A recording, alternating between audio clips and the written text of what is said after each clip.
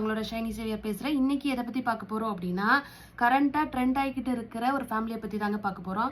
உங்களுக்கே நல்லா தெரியும், நம்ம ஜெயசுரதி ஃபேமிலி பற்றி தான் பார்க்க போகிறோம். ஸோ இவங்க என்ன பெருசாக பேசிட போகிறாங்க, எல்லாரும் கழுவி கழுவி ஊத்துறாங்க, இவங்களும் அந்த மாதிரி தானே பண்ண போகிறாங்கன்னு நினைக்கிறீங்க. இன்னைக்கு நம்ம அந்த ஃபேமிலியை பற்றி ஒரு பாசிட்டிவான விஷயங்கள் தான் பார்க்க போகிறோம். எல்லாரும் நெகட்டிவ் கமெண்ட்ஸ், நெகட்டிவாக அவங்கள வந்து கிரிட்டிசைஸ் பண்ணும்போது நம்ம இன்னைக்கு கொஞ்சம் பாசிட்டிவான ஐடியாஸ் வந்து அவங்க ஃபேமிலி கிட்ட இருந்து எடுத்துக்கலாம், நம்ம மக்களுக்கு சொல்லலாமே அப்படின்னு நான் ஒரு சின்ன ஒரு இதுதான். ஓகேவா? ஸோ பிடிச்சா லைக் பண்ணுங்க, ஷேர் பண்ணுங்க, கமெண்ட் பண்ணுங்க, இல்லைன்னா விட்டுட்டு போயிட்டே இருங்க. ஓகேவா? ஃபர்ஸ்ட் அந்த ஃபேமிலி வந்து ரொம்ப ட்ரெண்டிங் ஆச்சு. ரீல்ஸ், டிக்டாக், அது இதுன்னு ஃபேமிலியா அப்பா அம்மா 2 பசங்க, ஒரு பொண்ணு ஒரு பையன், மொத்தம் 4 பேர் அந்த ஃபேமிலியில. ஸோ அந்த மாதிரி பயங்கரமா ட்ரெண்டிங்கா போயிட்டு இருந்தாங்க. ரொம்ப சந்தோஷமா இருந்தது பார்க்க. சே, என்ன ஒரு ஃபேமிலிடா, அந்த மாதிரிதான் இருக்கணும் ஃபேமிலினா, இவ்வளோ ஒரு ஒத்துமையா இருக்காங்க அப்படிங்கிற மாதிரி எல்லாருமே நினைச்சிருப்பீங்க. அதே மாதிரிதான் நானும் நினைச்சேங்க.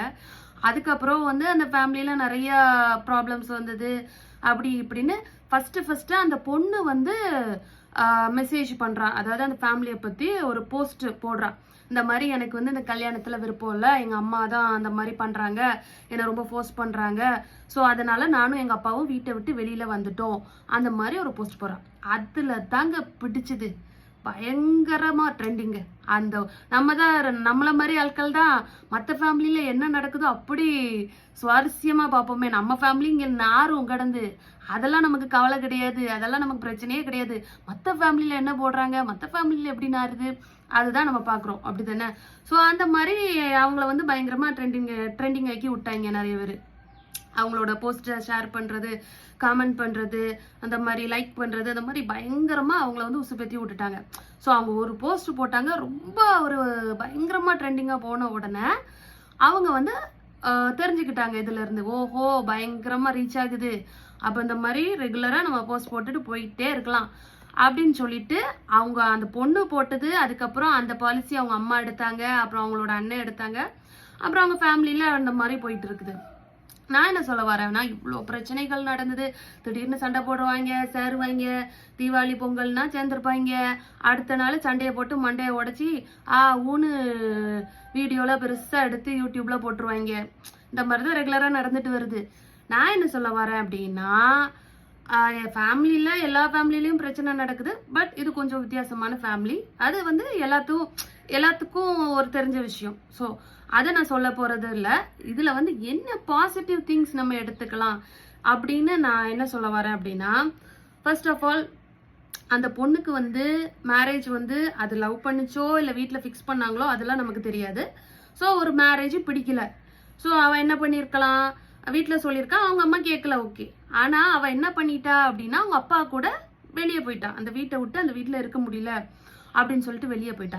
இதே அந்த பொண்ணு நினைச்சிருந்தா, நிறைய வழிகள் இருக்கு, உங்களுக்கே நல்லா தெரியும். இப்போ நல்லா உள்ள ஃபேமிலியில உள்ள பொண்ணுங்க பசங்களே இந்த மாதிரி லவ் பண்ணிட்டு ஓடுறது, அவன் கூட ஓடுறது, இவன் கூட ஓடுறது, ஆனா பொண்ணுன்னு நிறைய பிரச்சனைகள் இருக்கு. ஆனா அந்த பொண்ணு அவங்க அம்மாவை எதிர்த்து அவங்க அப்பா கூட தான் போயிருக்கா. ஓகேவா? ஸோ அவன் நினைச்சா வேற யாரையாவது விரும்பிக்கிட்டு, இல்ல வேற யாரு கூடயாவது லிவிங் டுகெதர், இல்ல வா நம்ம ஒன்னா ரூம் எடுத்திருப்போம், அந்த மாதிரினா கூட அந்த பொண்ணு பாசிபிலிட்டிஸ் நிறைய இருக்கு. இப்போ உள்ள கரண்ட் ட்ரெண்ட்ல ஒரு பொண்ணு ஒரு வீட்டை விட்டு வெளியே வர அப்படின்னா அதுக்கு நிறைய வேஸ் இருக்கு. அப்படி போலாம், இப்படி போலாம், அங்க போலாம், இங்க போலாம், நிறைய ஐடியாஸ் கொடுக்கவே நிறைய ஆட்கள் இருக்காங்க. ஸோ அந்த மாதிரி அந்த பொண்ணு வந்து வேற ஏதாவது வழியில போயிருக்கலாம். ஸோ அந்த பொண்ணு அப்படி போகாம அவங்க அப்பாவை கூட்டிட்டு வெளியே போனான். First point. ஓகேவா? ஸோ ரெண்டாவது என்ன சொல்ல வரேன், அவங்க அப்பாவுமே ஏன் அவங்க அப்பா நினைச்சா அதெல்லாம் எனக்கு பிரச்சனையே இல்லை, எவ்வளோ வீட்டில் பிள்ளைங்க நல்லா இருந்து, அம்மா நல்லா இருந்து, அப்பா குடிகாரரா வீட்டுக்கு எதுவுமே கொடுக்காம அப்படி இப்படின்னு எத்தனை வீட்டில் அலையிறாங்க. ஸோ ஆனா அந்த அப்பா வந்து அந்த மாதிரி கிடையாது. அவங்க வீட்டில் நிறைய பிரச்சனைகள் வந்திருக்கு, அது வேற விஷயம். ஆனா அந்த பொண்ணுக்கு ஒரு பாதுகாப்பு கொடுக்கணும்னு சொல்லிட்டு தன்னோட ஒய்ஃபை விட்டுட்டு அவர் பொண்ணுக்காக வெளியே போயிருக்காரு. ஸோ இது செகண்ட் பாயிண்ட். ஸோ அவங்க அப்பாவோட ஜென்யூனிட்டி இதுல புரியுது. ஒரு தந்தையா அவருக்கு வந்து ஒரு தவிப்பு, ஒரு தந்தையா நம்ம பொண்ணுக்கு ஒரு பாதுகாப்பு கொடுக்கணுமே அப்படிங்கிற ஒரு கான்செப்ட்ல அவர் அந்த பொண்ணு கூட போயிருக்காரு. ஓகேவா? ஸோ இதுல தேர்ட் என்னன்னா, இது வந்து ரெகுலரா எல்லா அம்மாக்கும் உள்ள ஆசை தான், காலகாலத்துல பொண்ணுக்கு ஒரு கல்யாணம் பண்ணி பார்க்கணுமே அப்படிங்கிற ஒரு கான்செப்ட்ல தான் அந்த லேடி வந்து இந்த மாதிரி அந்த பொண்ணை ஃபோர்ஸ் பண்ணியிருக்கு. சரி ஓகே, அந்த பிரச்சனை எல்லாம் நடந்தது, வச்சது, திட்டுனாங்க, வச்சாங்க, அப்படி இப்படின்னு நிறைய போச்சுன்னு வைங்க. அதுக்கப்புறம் நான் என்ன சொல்றேன், அந்த லேடி வந்து ஓகே, அவங்க வந்து ஒரு கவர்மெண்ட் டீச்சர் அப்படிதானே. ஸோ அது எல்லாத்துக்குமே தெரியும். ஸோ அவங்க நினைச்சா பொண்ணும் வேண்டாம், ஹஸ்பண்டும் வேண்டாம், யாரும் வேண்டாம், நான் நல்லா சம்பாதிக்கிறேன், அப்புறம் என்ன பிரச்சனை? இப்போ மாசம் ஒரு 5000 10,000 வாங்குற பொம்பளைங்களே முடியாது, எல்லா வீட்லயும் பிரச்சனை இருக்கு. அதனால இந்த லேடி நினைச்சிருந்தா அவங்க வந்து தனியாவே வாழ்ந்துருக்கலாம். எனக்கு யாருமே வேண்டாம்ப்பா, மாசம் எனக்கு நல்ல வருமானம் வருது, கவர்மெண்ட் டீச்சர்னா நான் பாட்டுக்கு ஜாலியா இருப்பேன் அப்படின்னு சொல்லிட்டு அவங்க நினைச்சா வாழ்ந்துருக்கலாம். ஆனா அவங்க இப்பவும் அவங்க ஹஸ்பண்டை தான் தேடுறாங்க. அவங்க நினைச்சா வேற தப்பான வழிகள் கூட போயிருக்கலாம். ஏன்னா இப்போ நிறைய பாசிபிலிட்டிஸ் இருக்கே. இந்த மாதிரி சாதாரண பொண்ணுங்களையே விட மாட்டேங்கிறானுங்க, கவர்மெண்ட் டீச்சரையா விட்டு வைப்பானுங்க. ஸோ அந்த மாதிரி நிறைய அப்ரோச், நிறைய அதெல்லாம் வந்திருக்கலாம் மேபி. ஸோ நான் என்ன சொல்ல வரேன், அவ்வளோ தூரம் இருந்த பிறகும் இந்த உலகம் அவ்வளோ பெருசுன்னு அவங்களுக்கு தெரியுது. அவ்வளோ தூரம் நிறைய அப்ரோச் வந்திருக்கும், நிறைய இது வந்திருக்கும். ஆனாலும் அவங்க வந்து இல்லை, என்னோட ஹஸ்பண்ட் தான் எனக்கு வேணும். கடைசி வேற அந்த கான்ஜுகல் ரைட்ஸு, அந்த என்ன சொல்றது, நம்ம டிவோர்ஸு அது இதுன்னு அப்ளை பண்ணி எடுத்து எப்படியாவது நம்ம புருஷன் கூட சேர்ந்துட மாட்டோமா அப்படிங்கிற ஒரு கான்செப்ட்ல அந்த லேடி போராடி ஒரு 2 days பிஃபோர் சேர்ந்துருக்காங்கன்னு நினைக்கிறேன். அந்த ஏதோ பால் காய்ப்பு அது இதுன்னு ஸோ நிறைய விளாக்ஸ் போட்டுட்டு இருந்தாங்க. ஸோ அந்த மாதிரி அவங்க வந்து கடைசி வரைக்கும் வேற எந்த ஒரு தப்பான வழியிலையும் போகல, வேற யாரு கூடயும் சேர்ந்துட்டு அந்த மாதிரிலாம் இது பண்ணல.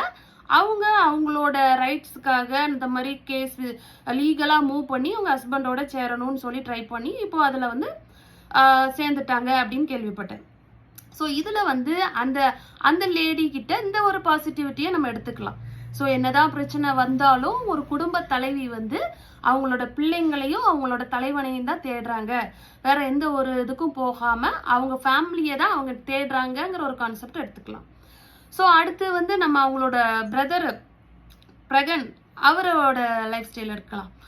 அவரு எப்படின்னா அவருக்குமே நிறைய அந்த மாதிரி ஆக்சுவலா அவரு வந்து சொல்றாங்கல்ல அங்க நிறைய நடிக்கிறாங்க அப்படி இப்படின்ட்டு கண்டென்ட்டா கூட இருக்கலாம், நமக்கு அதெல்லாம் தெரியாது. ஆனா நான் என்ன சொல்ல வரேன், at the end as a brother அவர் என்ன சொல்றாரு, என்னோட ஃபேமிலி சேரணும்னு நான் நினைக்கிறேன். ஏன்னா எங்க அம்மா வந்து இவ்வளவு அசிங்கப்படுத்தியிருக்காங்க என்னோட ஒய்ஃபை.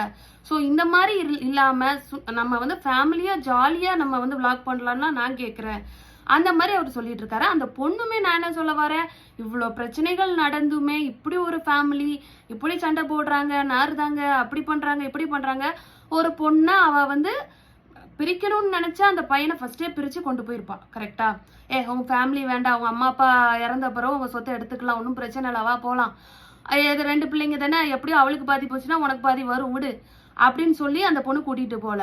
அந்த பொண்ணு அந்த மாமியார் கூட இருக்கும்போது அந்த மாமியார் கூட இருந்து நல்லா சந்தோஷமா தான் இருந்தாங்க. ஓகேவா?